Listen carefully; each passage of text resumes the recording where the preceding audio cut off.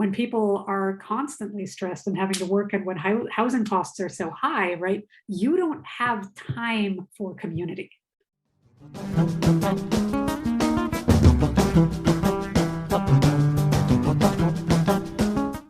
There are ways that we can, and we have to build community better, and we have to be making neighborhoods that build community, and we have to be giving people space in their lives to build community.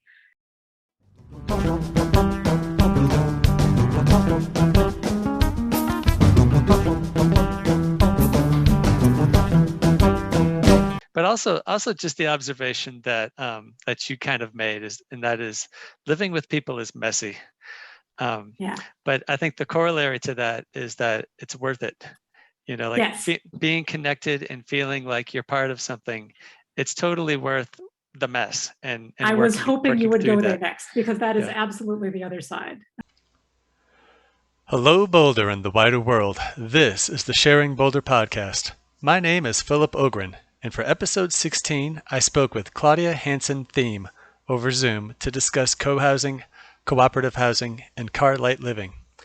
Claudia is a regular opinion writer for the Daily Camera, Boulder's local daily newspaper, but is on temporary hiatus from that work while she manages the campaign for City Council candidate Nicole Speer.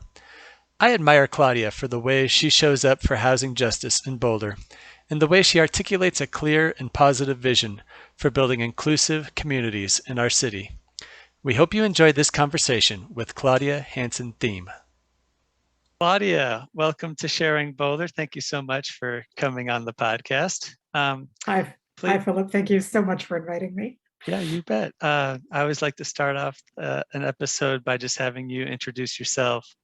Tell us a bit about what you do for work, or in the housing space.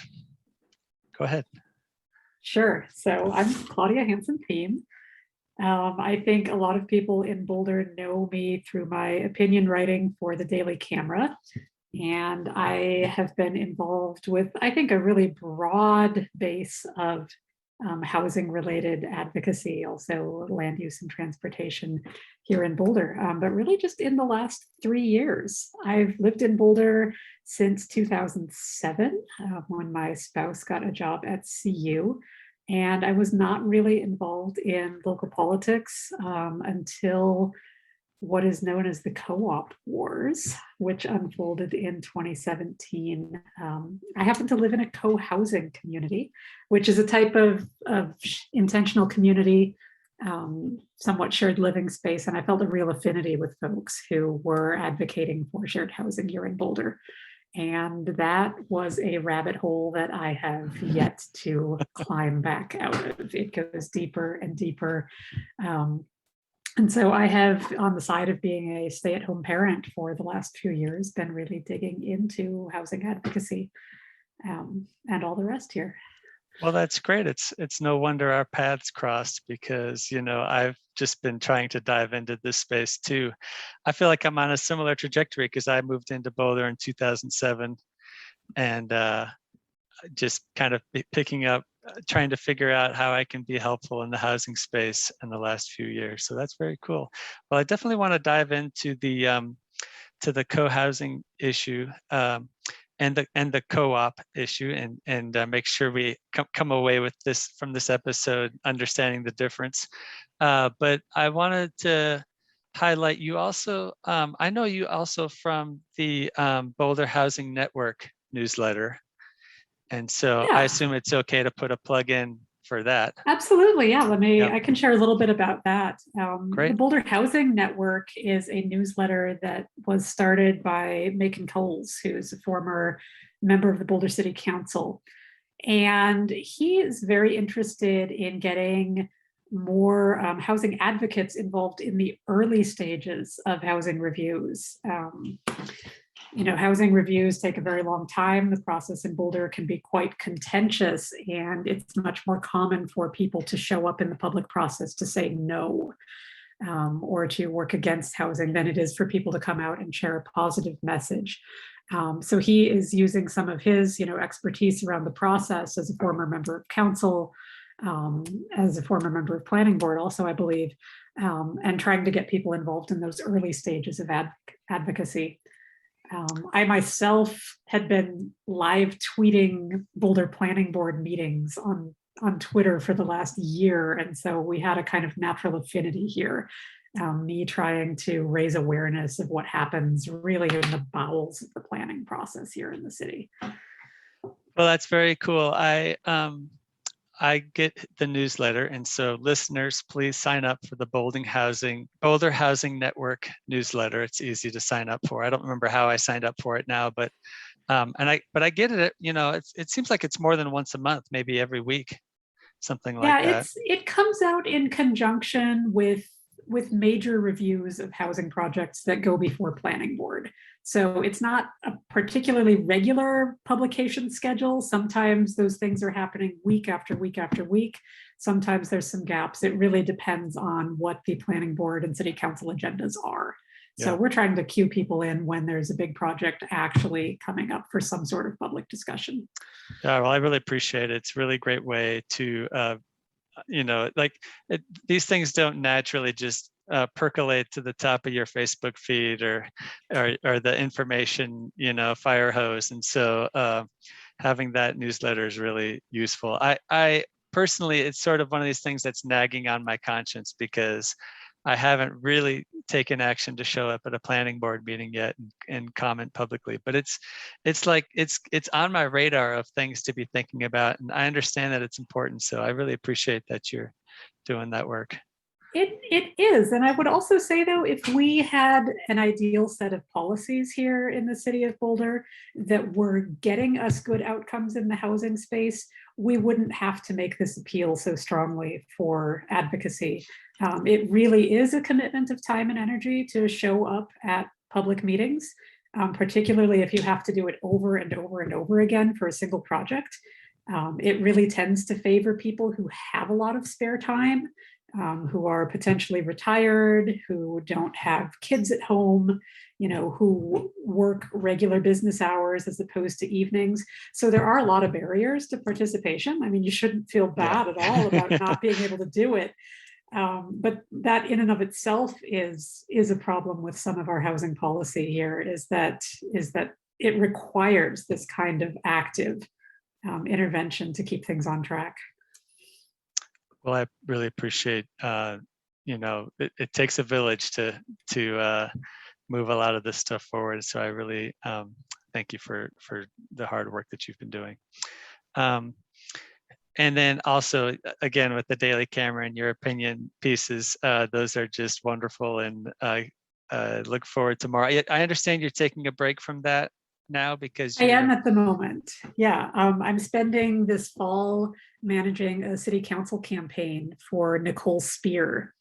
And Nicole is everything I would ever want to see in a candidate, in a progressive candidate for council. She's a scientist. She has a mind for policy analysis. She also comes from a place of enormous compassion and empathy.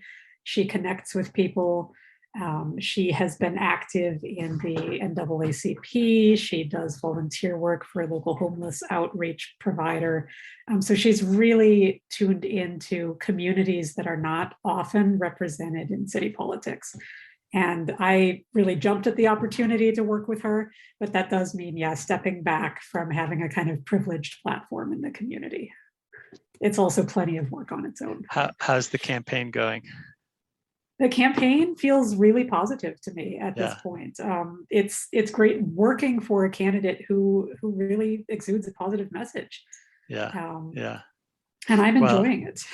I had the good pleasure of interviewing her earlier this summer, and I was just really struck by her presence. You know, like she's both very welcoming and warm, but also like she just commands respect, and she, you know, she's someone to take seriously, right? And I don't know, I just really admired the way that we navigated through lots of issues, and she kind of understands what she understands, and she seems like she would be a good person to seek expertise when she needs it, and I don't know. I just like you said, I think there's just so many great things about her as a candidate that it's hard not to be excited. So You will hear no argument from me there. yeah, great.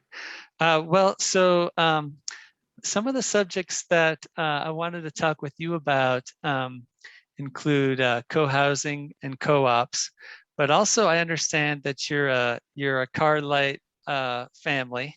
So I wanted to dive into that, Yes. but maybe it makes sense to talk about co-housing first to get a sense of where you live, and also just more generally how it's useful for pushing housing in forward in Boulder.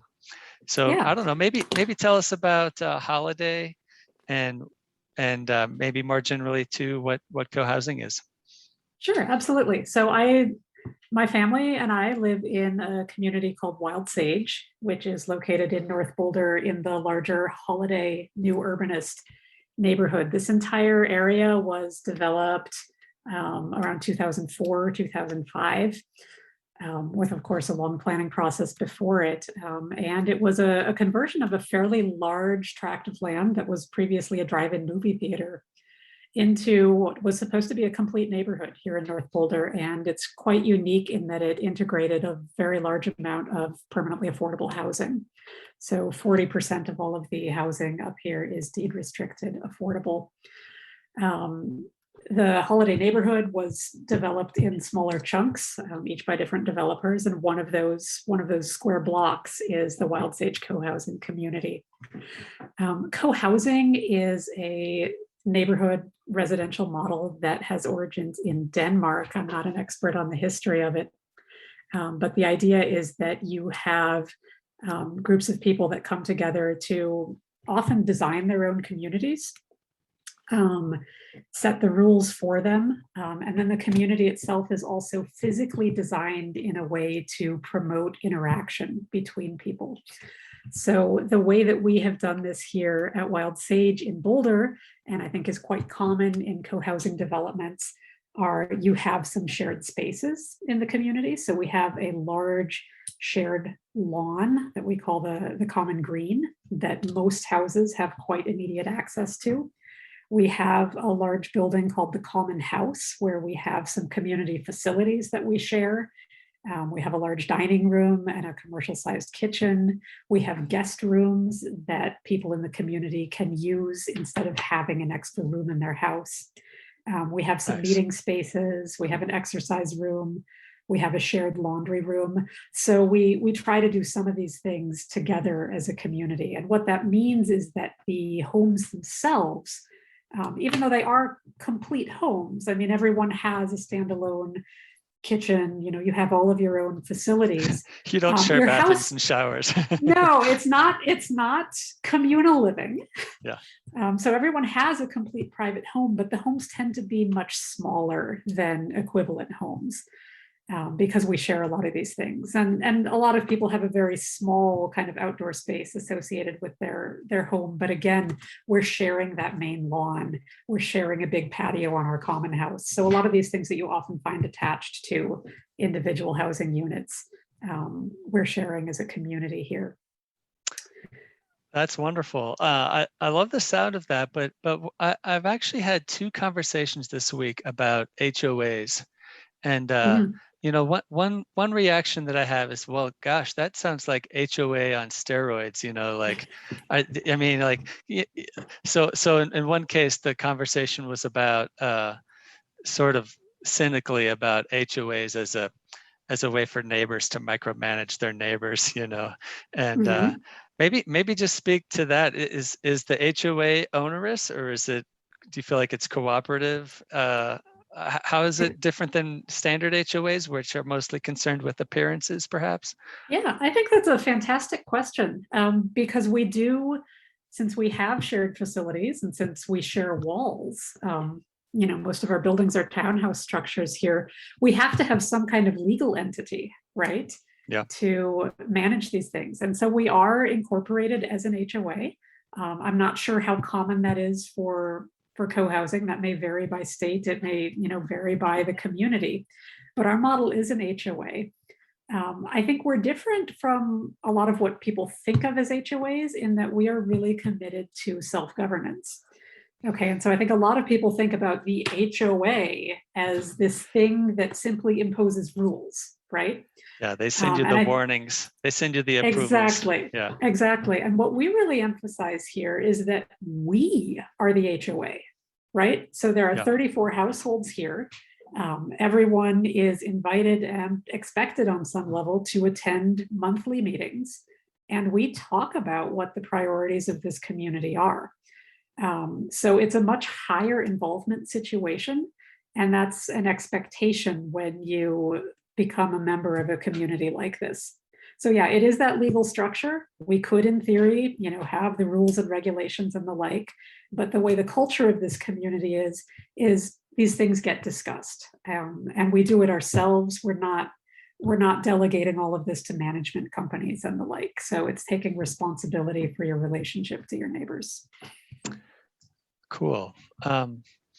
So one of my questions about Holiday in particular, I don't have the Wild Sage block mapped out in my brain. I've just sort of ridden my bike over there, and I don't know much about it. I haven't spent much time there, but I understand that there was not a lot of parking built. It was, I think maybe you told me that it's 0.7 parking spots per unit or something I am like not that. sure what the exact ratio is. I think it's closer to 1 per unit of off-street parking. Oh, and it's off-street parking. So is there any on off-street parking? Yeah, right. And then there's the on-street parking. Correct. And because one thing I've noticed about biking through there is that there's a lot of cars parked on the street. So I actually feel a little claustrophobic when I bike through there because there's so many cars everywhere. And I wonder if that's just a function of the fact that I'm on the outside of the co-housing the shared space when I'm riding through the street. So like for example, the shared lawn that you have, is that accessible to the public, or would I normally bump in, wander into it by accident? That's a good question. So yeah, you could wander through our community. There are connections to the city sidewalks on the outside. It does feel somewhat protected though. And this is a pretty standard design concept in co-housing, is that it's not necessarily a car-free way of living, but almost any co-housing community keeps cars on the outside. So we do have a couple of parking lots and we do have garages in our community, but they are all on the exterior of the community. And if you want to go to the center green, if you want to go to the common house, you are walking on pedways in the community. You are not walking through parking lots. And you are also generally not parking directly in front of your own home, right? And that's also part of the design of this community, is that even as you're coming in, you're parking your car, you are then walking through the community to get to your home, and you will see people, right? And that's, I think, part of building community, are these casual encounters that you have with folks. Nice. Well, that's the, I want to live in a community that has just serendipity built into it, where you bump into your neighbors and you make new friends, and there's, meals happen or events happen kind of organically, that not everything has to be planned. So, well, cool. Thanks for sharing that. I'm always interested in other people's stories of, especially people with families who are trying to live with less cars. And so that was one thing that I heard that we had in common. We went on a long experiment where we went with no cars for a couple of years. Oh, wow. We do have a car now. But anyways, maybe just share a little bit about your transportation situation and the Hanson Thiem household. Well, I mean, kudos to you for making it sometime without a car in Boulder with kids, because it's hard. I don't think it would be possible for us. I find it funny on some level that we are considered a car light family. So I have a spouse and I have 2 children in elementary school, and we have 1 car. That has always been the case. And yeah, we try to bike as much as we can. And that started a couple of years ago, just with me challenging myself to say, well, how much of this could we do without the car?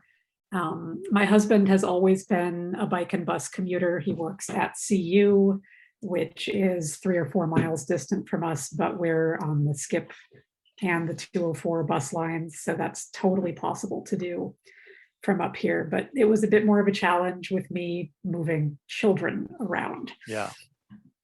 So yeah, I have a commuter bike. Actually, now we each have one bicycle. We're also not cyclists, if you want to put that in quotes. We're not the people that have a garage full of bikes. Yeah. We don't have a garage, which is part of the Wow. problem there. Yeah. So we are doing what we can with utilitarian bikes. My kids both learned how to ride bicycles independently quite young, at age 4. They ride their bikes to school every day, weather permitting, and that's about a mile from us.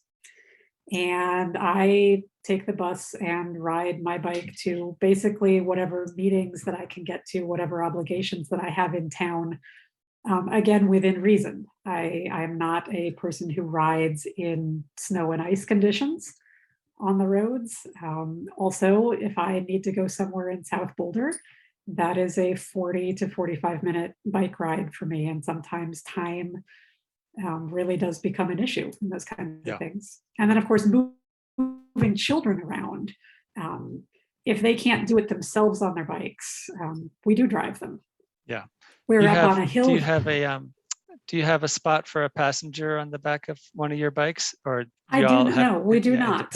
Yeah. And when I bought a commuter bike, and it was the first nice bike I bought in my adult life 3 years ago, e-bikes were not as much of a thing. I think at that point, I think the adoption of e-bikes has grown massively. Yeah, really. Even in the last couple of years. And it wasn't really something on my radar screen. I see them around now and I'm like, oh my God, if only I had gotten the long tail, right? Yeah. To actually be able to put my kids on the back of it. But now they're getting old enough that wouldn't even make sense anymore, right? So my eldest is turning 10 soon. She can get around pretty well on her own, but of course it depends on things like street safety. Yeah. And overall distance. So yeah, the e-bike for the kids is probably, we're getting past that in our lives. So well, I like having, we have a couple of e-bikes for the adults and in our family. And we do have spot for a passenger on the back of one of the bikes, a trailer hitch for hauling groceries and such. And yeah, I think, and then we just go more places further, right? So more than the kids do. So having the e-bikes is nice. Just as a plug, there's lots of different kits that you can get to retrofit your current commuter bike that you love. So you can think about that at some point, perhaps. But I appreciate your comment that you're not cyclists. It's kind of a funny thing for me because I've never done cycling as a sport, to just go somewhere for the recreation of it. Or I've done very little of that, that is to say. But because I've spent so much time on a bicycle, like everyone wants to give me bicycle themed swag, like a t-shirt or a mug or whatever. Like everyone associates me with bicycles, even though it's like, I don't give you a mug that has a car on it, but anyways. Yeah, I've had the same experience actually. And I mean, I put cyclist in quotes there, of course, because I am a cyclist, right? I'm a transportation cyclist. But that's not something that, as you know, a lot of people don't really have a vocabulary for that or a good understanding of what biking for transportation is. That makes me sad.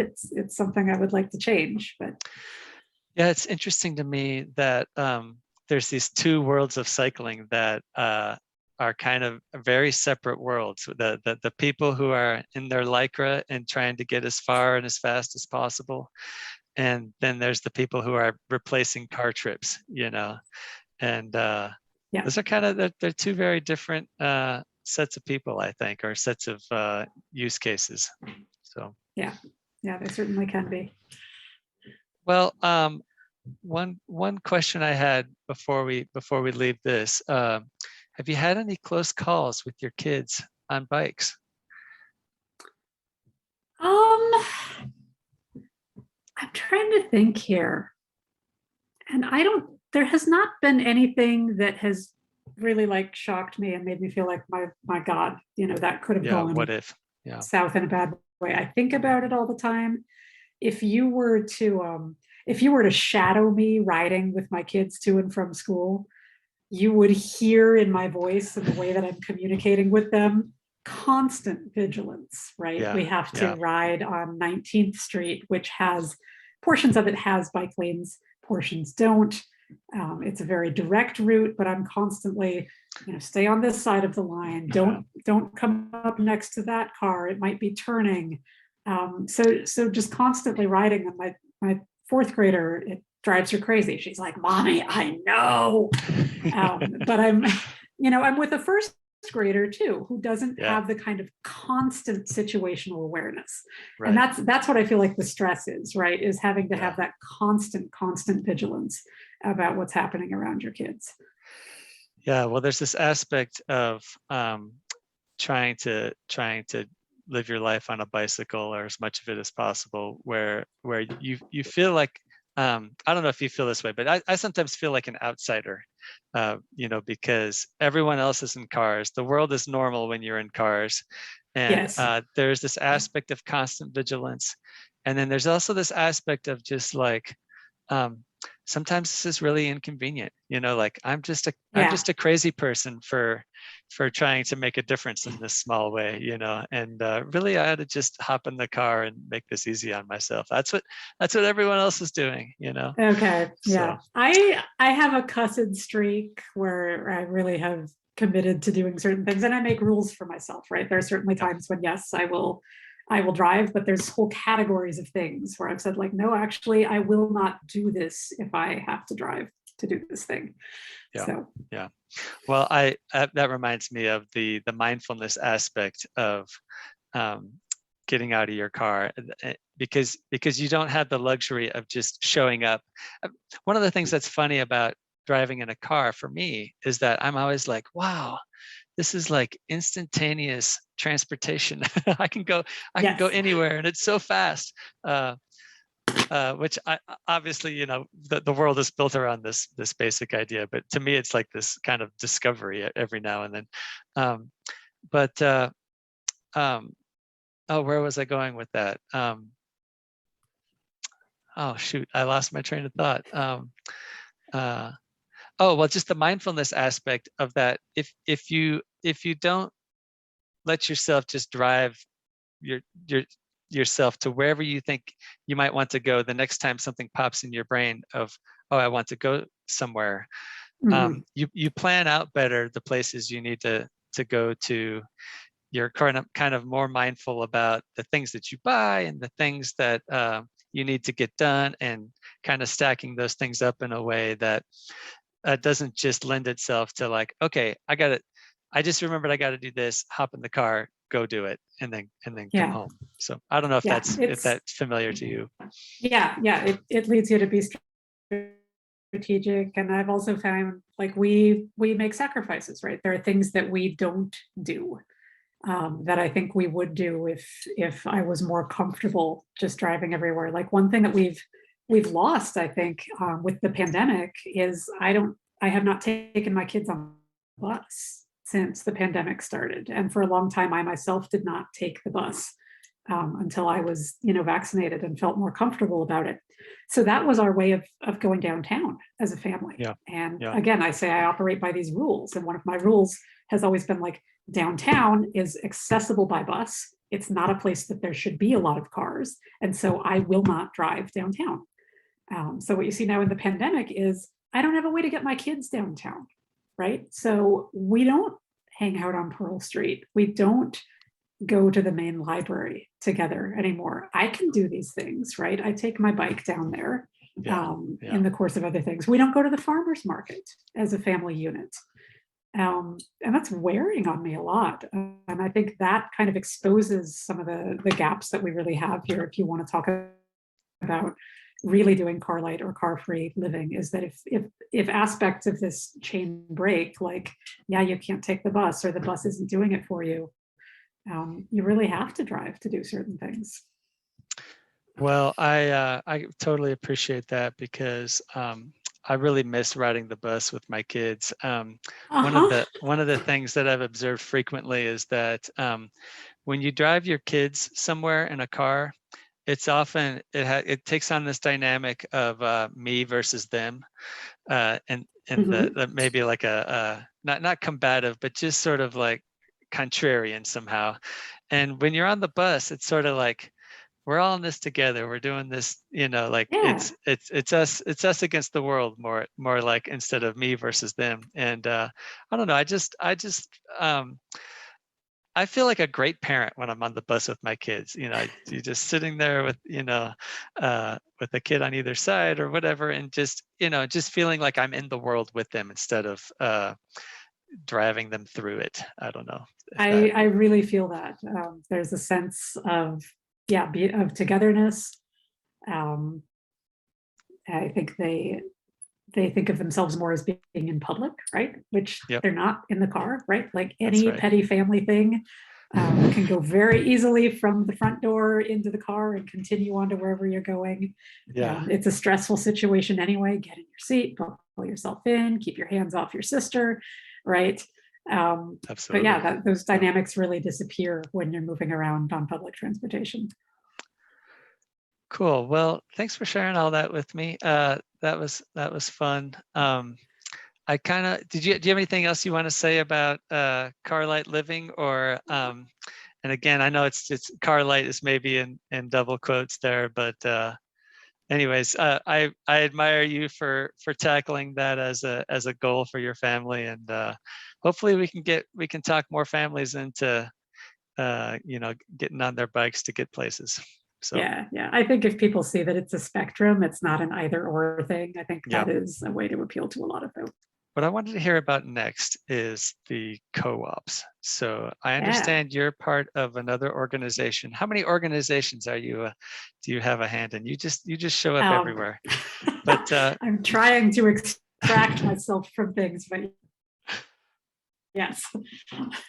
So I'm on the board of the. Go ahead. Yeah, the Boulder Housing Coalition. Yeah, tell us about that. Yes, I'm on the board of the Boulder Housing Coalition. Boulder Housing Coalition is a 501c3 organization that owns and manages cooperative houses in Boulder. We have 4 of them at the moment, and have since I joined the board 3 years ago. And yeah, we house about 65 people at any given time across these 4 houses. The vast majority of folks living in those houses are lower income, and we actually are part of the city's affordable housing program. So we would say the beds in those co-ops are deed restricted in a sense, like they come with income limits and asset limits. In the same way that many of the other housing options in the city's affordable program. So you said 4 houses with 65 people in them. So that's approximately, 15, 16 people per house. Is that right? Yeah, so we have 3 houses that have around a dozen people, and then we have a larger co-op, the Ostara co-op, which is allowed to have up to 26 people, I believe. It's actually an old apartment building that we purchased and remodeled to become a co-op. And how did you purchase the building? I was not involved in that. Okay. So the BHC, when it has expanded in the past, it does receive some money through the City Affordable Housing Program. I see. So the city then gave out at some point in time to create affordable housing, and we are a recipient of those sources. But we are also carrying mortgages on all of our 4 houses. And since we are not private individuals in the real estate market, we are actually getting commercial loans for those properties. So we pay higher interest rate than folks who are living in single family homes. We do not get 30-year fixed rate amortization on our loans. So that is an expense in that affordable housing space, that we don't have really solid low interest sources of funding. The city funds are great. They tend to get us in the door with projects, but to sustain these things, we actually do have to compete in that commercial loan market. And then you kind of have to, I assume, to make it self-sustaining, the rents have to cover the mortgage as best as you can, and then you fill in the gaps. Yeah. Yeah, so we have a fairly narrow band of incomes that we can then accommodate in these houses, because our deed restrictions with the city say that, you know, we are going to be housing primarily folks who are below 50% area median income, for example. So there's a limit on how much you can charge those folks. And at the same time, yeah, we have to pay the bills on the houses. So there's the mortgage, there's the utilities, there's some management overhead that goes with it, and also trying to build some capital reserves so that we can actually maintain these buildings in the future. So then the building that was formerly an apartment building, I kind of assumed that has all the parking it needs, and there's less cooperative living in the sense that people just have their own units. Is that fair to say? The design is still somewhat communal. I believe there's only 6 off-street parking spaces on that site that's grandfathered in. Okay. And the building itself was remodeled in a way that it connected many of the former units. So they're kind of little pods on the inside where there might be, you know, a small common room with bedrooms adjacent to it. But it is still a shared living room, a shared kitchen, shared dining room. And then there's 2 small apartments that have, I believe, separate entrances in that building. And that's to accommodate, you know, larger households, families who may want to be part of this cooperative living structure, but who also want a little more privacy. Cool. So yeah, I was curious about, you know, some of these. So I assume that the other houses look from the street like a large single family home. Yes. And then, but then if there's 10 to 12, mostly adults living in the house, perhaps there's some children living there too. It varies from year to year, yeah, but mostly adults, yeah. Yeah. Do they all have cars? Are there 10 to 12 cars parked outside on the street, or how does that work? Yeah, that varies from house to house. And a lot of that has to do with where in the city these houses are located, what the local connectivity is, and even what some of the city rules around parking are. So our houses are in very distinct neighborhoods. If you want to talk about parking and transportation situations, the Chrysalis Co-op is just a block and a half off of Pearl Street downtown. And there are not parking restrictions in that situation, but it's pretty clear to anybody who wants to be living down there that you are competing for a very limited amount of on-street parking if you want to have a vehicle. Yeah. Folks there also have eco passes, and they have very good walking access to downtown and to CU. So it's my impression that not a lot of folks have cars. Yeah. Well, that's good. You take another example. Our newest house, called Mango Manor, is down in Martin Acres, and fairly far south in Martin Acres. That is not an area where people have eco passes. And it's got bus service, but it's somewhat limited. And that house was also created under the city's co-op ordinance, which required us as an organization to have a transportation demand management program. And we were limited in the number of on-street parking spaces that our residents would be allowed to use. And so we actually have to screen folks applying for membership in that house to see if they are bringing a private car with them, because there's a limited number of slots that we can actually have in the house. And so then is there a formal car share, or is it just sort of like, here's the cars at the house, or like, how does that all work? Yeah, so residents can actually work that out themselves if they want to. use each other's cars. I believe there is a car share car that is parked Close by. at or near the Mango Manor Co-op. And our co-op members do get membership to the car share program. That is part of one of the benefits actually of co-op membership. So we do try to create some structures and access to shared transportation. Well, that's super interesting to me. I've never experienced a cooperative living arrangement, and but I'm interested to know more about it.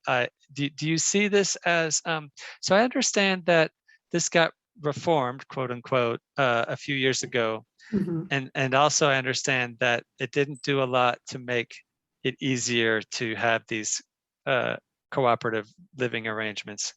And so can you maybe just give me the landscape of what's going on in this space and what changes need to happen so that more people have opportunities like this? Sure. I don't know the old cooperative ordinance particularly well, to be honest, but there was a cooperative ordinance in place in Boulder for several decades, I believe, that kind of outlined what are the requirements to be a co-op. And it resulted in essentially 0 co-ops ever being created. It was quite difficult to do.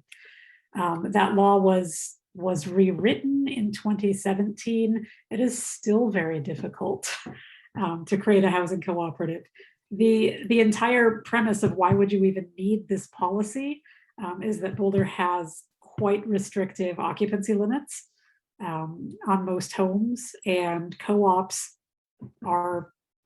exceed that essentially. To have a viable co-op, in most cases, you're talking about 6 or more people living together.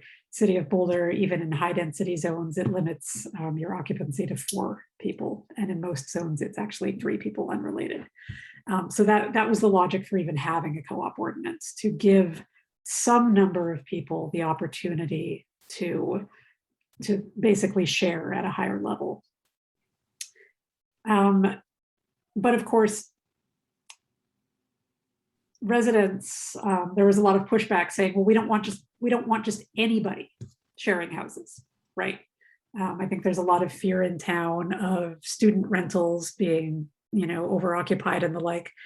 That's something that the folks who crafted the co-op ordinance, they wanted to limit, right? So the whole discussion was about, well, how do you know if something is a legitimate co-op, whatever a legitimate co-op is, right? Yeah. And so a lot of the co-op ordinance has to do with determining if you're a legitimate group of people. So it requires people who want to have a co-op to form some sort of a legal entity, such as an LLC, to be sharing bank accounts.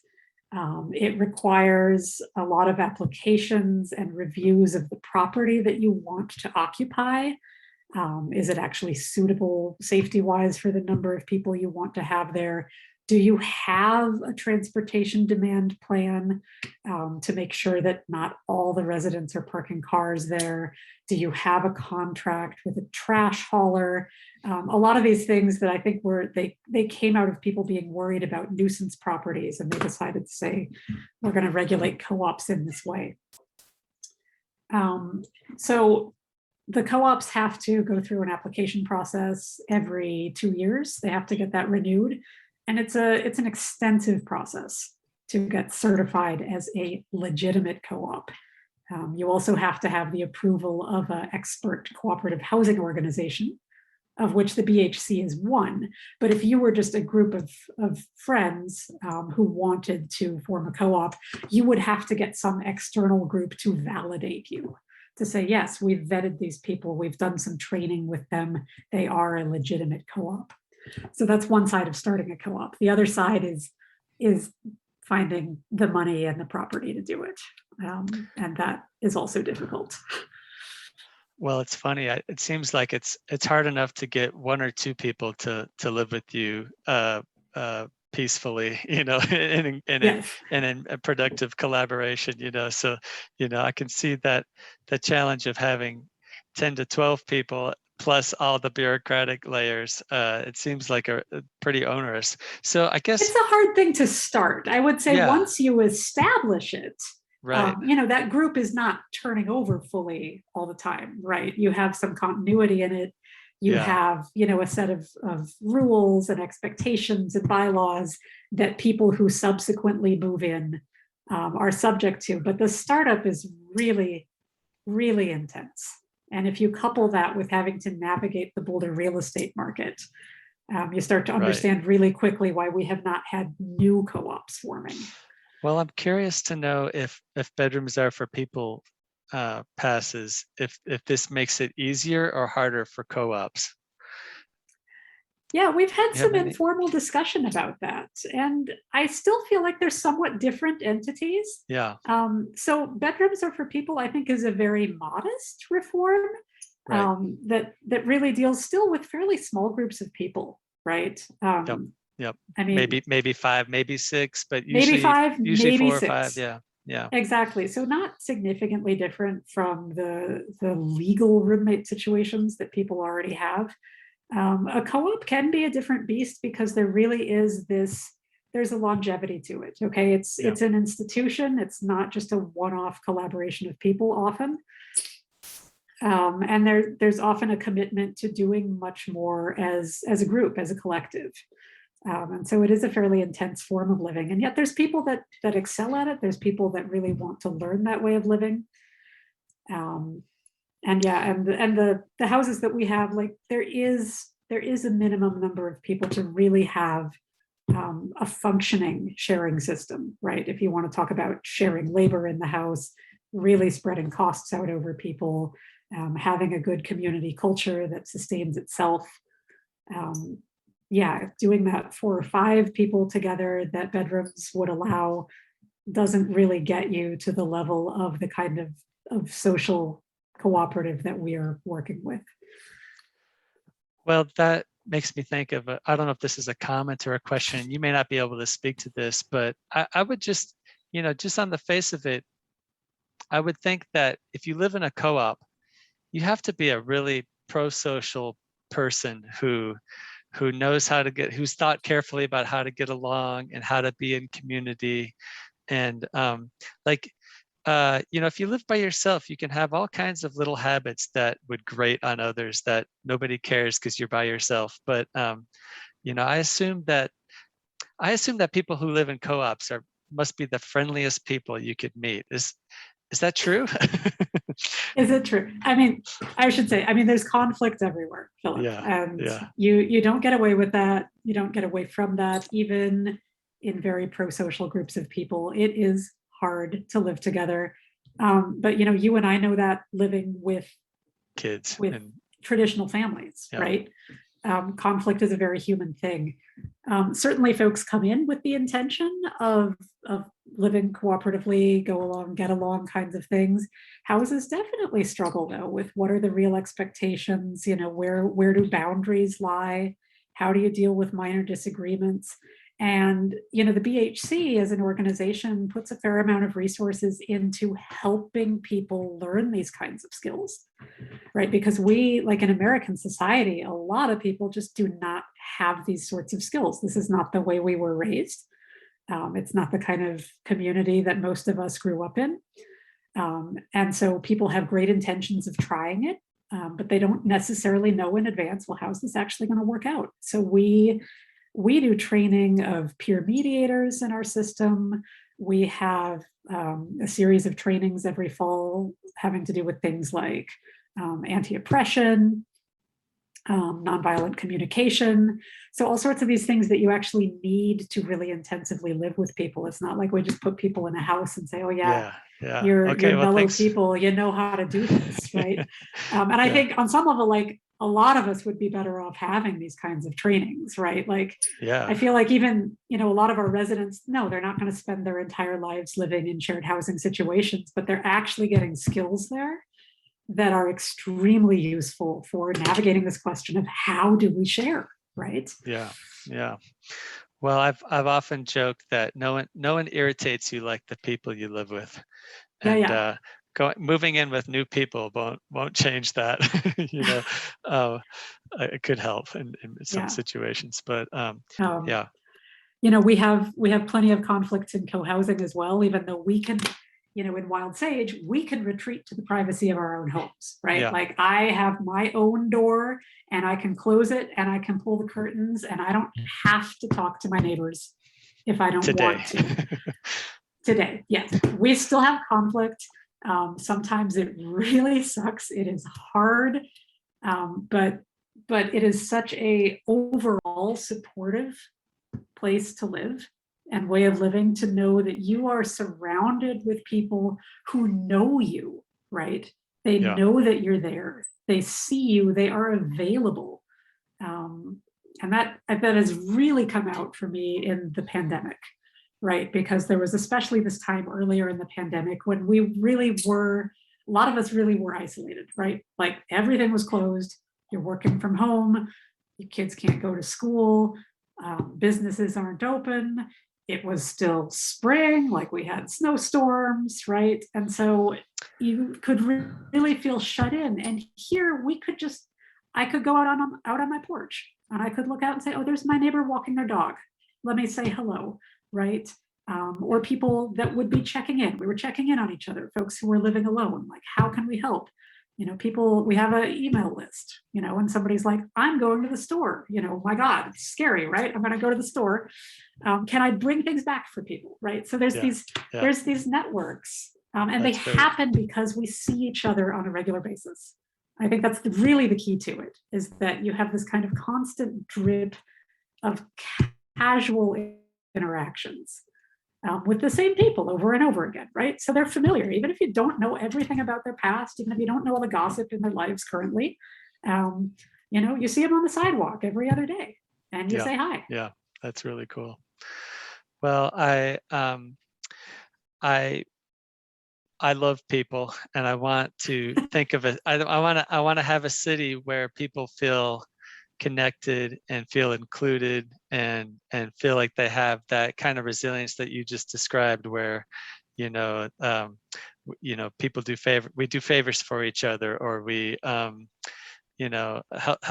in a crisis or whatever. And I really admire you as a pro housing advocate, that you also have this kind of realistic sense about what it takes to have community, and you can't just put structures together and assume that a community will just take root. No, but you're getting at something really important. I think in housing politics, we in Boulder in particular, we're focused a lot on like, let's get it built, right? Like that's the hurdle. That's the hurdle we have to get through. Get this thing approved, right? And I think that is extremely important. And we are in a situation where we have to do that. But if we can get beyond that moment of like emergency to say, there are ways that we can, and we have to build community better. And we have to be making neighborhoods that build community. And we have to be giving people space in their lives to build community, right? Mm-hmm. Because that's another thing we notice here, right? When people are constantly stressed and having to work, and when housing costs are so high, right? You don't have time for community. No. Right. If you are stressed just by like trying to survive in Boulder, if you have stretched to get your housing, you don't have time to do this stuff. And so that's another side of this entirely that goes way beyond even just like how you design neighborhoods. It's how you actually support people in having balanced lives.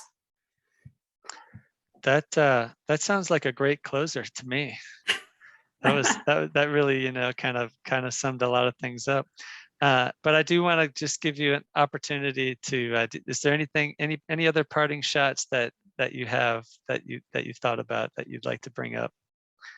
Just say like a common thread on all of these topics that we've talked about, I think, is this idea that somehow, people like you and I, Philip, we talked about like feeling on the outside of things, like, oh, this isn't what normal people do, right? We're these weirdos, right? Biking around. I'm the weirdo living in an intentional community. I consider myself actually to be a pretty normal person. And I'm putting all Yeah. these things in quotes. But my theory about things like community living, especially the way that I'm living it, is that there are so many people that could do this, that would thrive doing this if it was more available to them. This is my operative theory about co-housing, because I never set out to join an intentional community. There are people that set out to do that, right? And they make it their mission, like, I'm going to find a community that I fit in. I am somebody who shares, who does intentional community. That was never me. That was never my husband. Folks just looking for a place to live in Boulder, and we found this. And I think it works. And people that we talk to who have never seen themselves in this space, when you explain to them how good it can be, how supportive it can be, they're like, hey, how do I sign up? Yeah, exactly. But it's hard to do, right? Because we make it hard to create these kinds of communities. But that is my theory. Maybe that's just me trying to, make myself feel good and like I fit in. But that if we had more of this, more people would be like, yeah, of course this is what we need. And more people can do it.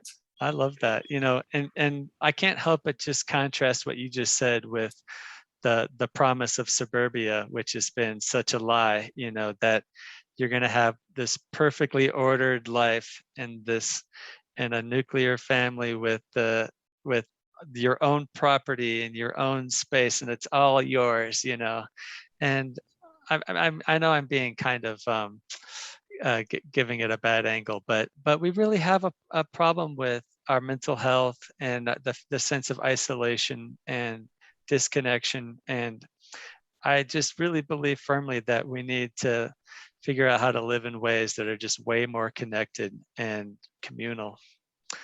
And that Amen. We have, when I think about what the purpose of our economy is, I think we have so much room for growth in the mental health sector, and in the building great places sector. And I think between those two things, if we can focus on well-being and providing great places to live, from that sense, I think we can have optimistic economic projections. I think this whole notion we're going to burn it all down to keep the current economic engine going is racing to the cliff. So yeah, it's disappointing. for sure. I kind of started a new angle at the end of this conversation, but hey, we'll Claudia, just have to do this again sometime, yeah, exactly. Right? Claudia, thank you so much for taking time, and I really appreciate your perspective on co-housing and cooperative housing and car light living. That was really great. Thank you. Thank you so much, Philip. This episode of Sharing Boulder was produced by David Adamson and Philip Ogren. Sound and video editing was done by Philip Ogren. The intro music was sampled from Osladum by Gilberto Gil and is available for use under the Creative Commons Sampling Plus license. Please visit us at sharingboulder.us for show notes and previous episodes. If you enjoyed this podcast, please support us by sharing this episode with your friends and family. Keep sharing, Boulder.